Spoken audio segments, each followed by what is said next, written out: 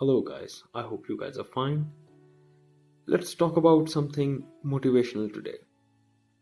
अक्सर तकरीबन हर किसी के साथ ही ऐसा होता है कि जब हम किसी मोटिवेशनल स्पीच को सुनते हैं या किसी मोटिवेशनल स्पीकर को सुनते हैं तो ऐसे हमारे पतलूनों के अंदर तूफान उठते हैं कि आज हम पहाड़ तोड़ देंगे, आसमान फाड़ देंगे, दुश्मनों के नाड़े तोड़ देंगे।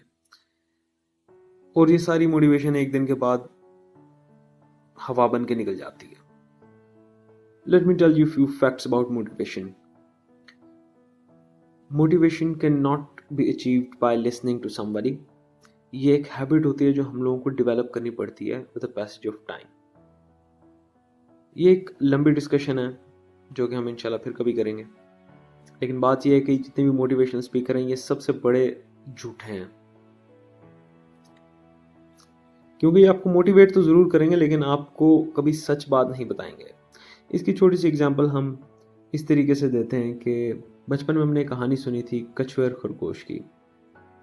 हमारे यहाँ बरसगीर में, सब कॉन्टिनेंट में इसका एक डिफरेंट वर्जन है, लेकिन पूरी दुनिया में all around the world it has many different versions as well. सबसे पहले let's talk about the version of Germany.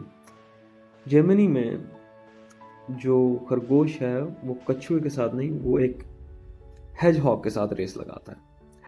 खरगोश अपने गुरूर में वहाँ से गुजर रहा होता है और कहता है कि तुम यहाँ पे क्या कर रहे हो। तो जो कांट वाला चूहा होता है वो कहता है कि मैं यहाँ पे वॉक कर रहा हूँ। तो खरगोश उसका मजाक उड़ाता है कि तुम क्या करोगे चल के, तुम्हारी तो टांगें टेढ़ी हैं, छोटी सी हैं। इसी बात पर उनकी बहस हो जाती है और उनकी रेस लग जाती है। कांटों वाला चूहा घर आता है और अपनी बेगम को कहता है कि आज एक काम करना है हमने ज़रूरी, तो आपने मेरे साथ चलना है। अपनी तैयारियां मुकम्मल करके खरगोश और कांटों वाला चूहा स्टार्टिंग पॉइंट पर पहुंचते हैं। रेस शुरू होती है और खरगोश बहुत तेज़ी से एंडिंग पॉइंट की तरफ जाता है। जब वो वहाँ पहुँचता है तो देखते हैं वहाँ पे तो कांटों वाला चूहा पहले ही खड़ा होता है और वो कांटों वाला चूहा देख के उसको सिर्फ हंसता है। खरगोश जो है वो ज़बरदस्ती उसको कहता है कि नहीं, अब स्टार्टिंग पॉइंट पे दोबारा हम जाएंगे, वहाँ तक रेस है।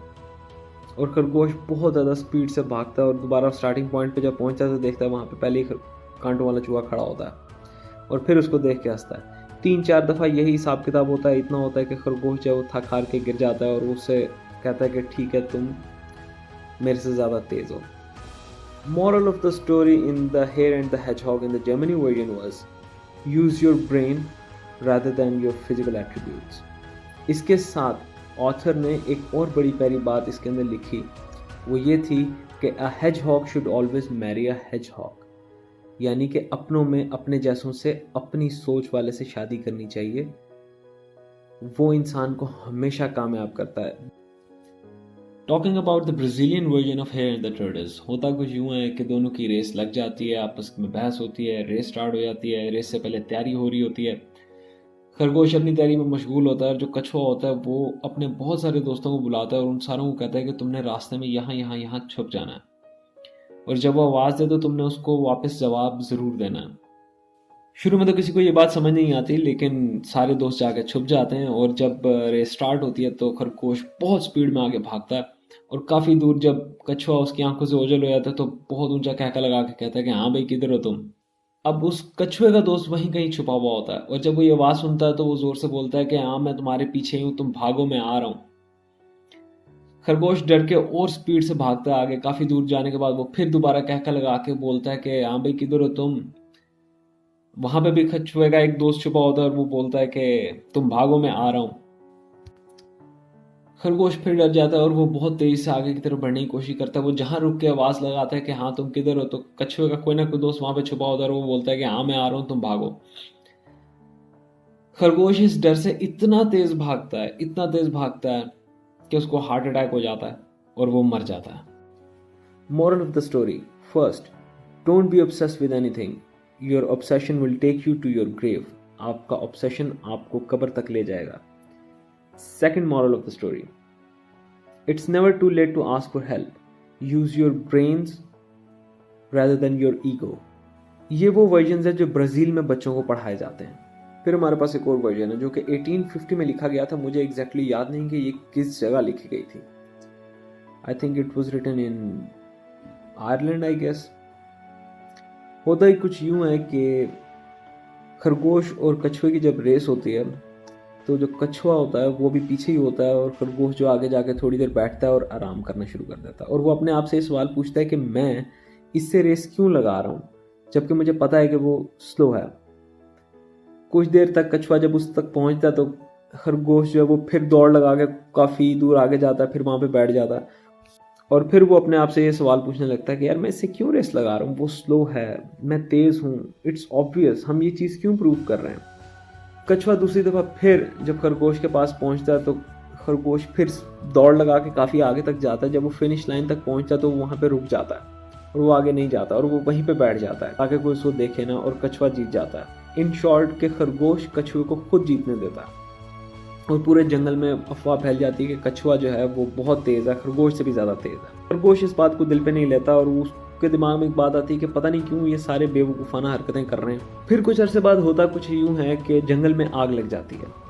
अब खरगोश, लोमड़ी और कछुआ एक जगह बैठे बात कर रहे होते हैं तो ये देखते हैं कि जंगल में तो आग लग गई है। अब जंगल में जो जानवर हैं उनको पैगाम पहुंचाना है तो सबसे तेज़ बंदे को भेजना चाहिए। सबसे तेज़ जानवर जो है वो भाग के जाके पैगाम देगा।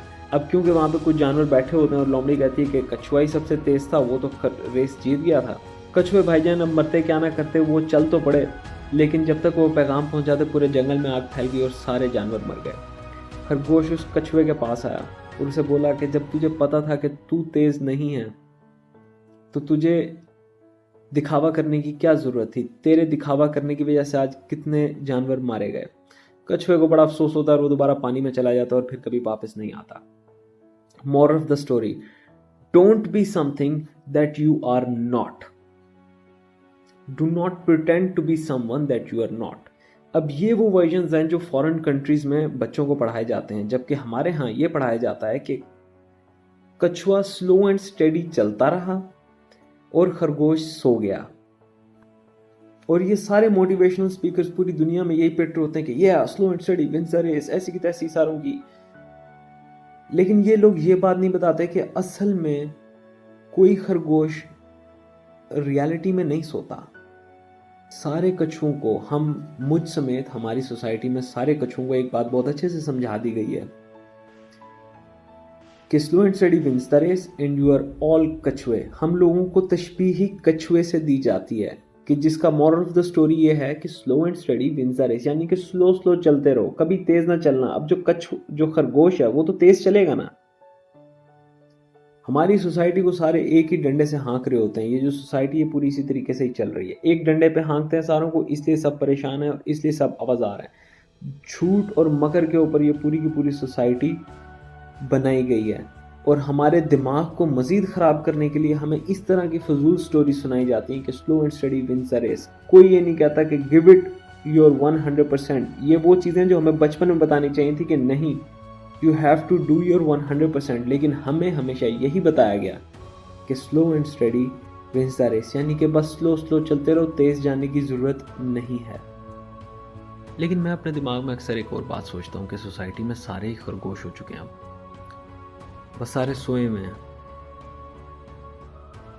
बस इन सबको जगाने की थोड़ी सी ज़रूरत है। जिस दिन ये सब लोग सच समझ गए और सच सुनना सीख गए, उस दिन शायद हमारी सोसाइटी काफ़ी डिफरेंट हो।